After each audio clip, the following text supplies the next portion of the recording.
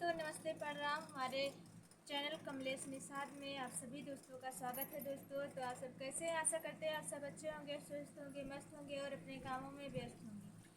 हमारी तबीयत तो नहीं ठीक है, आप सबको पता ही है। ठीक है, थोड़ा बहुत ठीक है और पेट में दर्द था बहुत ही ज़्यादा, जो कि पथरी है पेट में, किडनी में, दोनों किडनी में मेरे पथरी है। आराम है पर आँख में अभी भी सूजन है, आप सबको दिख ही रहा होगा। तो हम आज लेकर आए हैं एक सावन गीत है कजरी। आप सब बने रहिए हमारे वीडियो पर। चलिए हम सुनाते हैं आप सबको। हमारे वीडियो को फुल वॉच करके देखिएगा।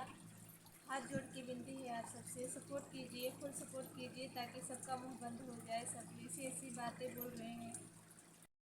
चलिए हम सुनाते हैं आप सबको।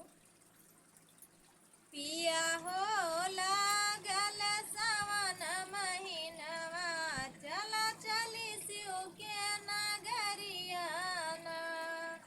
पिया हो लागल सावन महीनवा, चला चली शिव के नगरियाना।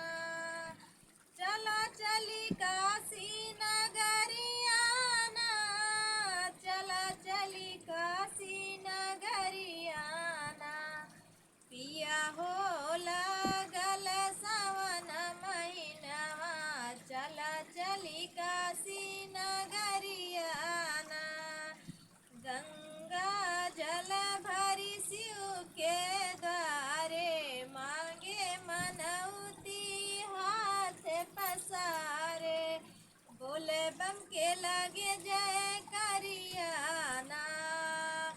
पिया हो लागल सावन महीनवा, चला चली शिव के नगरियाना।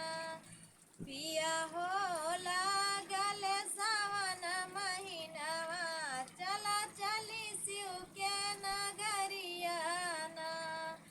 पिया हो लागल सावन महीनवा, चला चली काशी नगरियाना। चला चली शिव के नगरियाना। काशी विश्वनाथ हरि गंगे, झूमे सब भगती के रंग में। रिम झिम बरसे बदरियाना, रिम झिम बरसे बदरियाना। पिया हो लागल सावन महीनवा, चला चली शिव के नगरियाना। पिया हो लागल सावन महीनवा, चला चली काशी नगरियाना। तो धन्यवाद दोस्तों।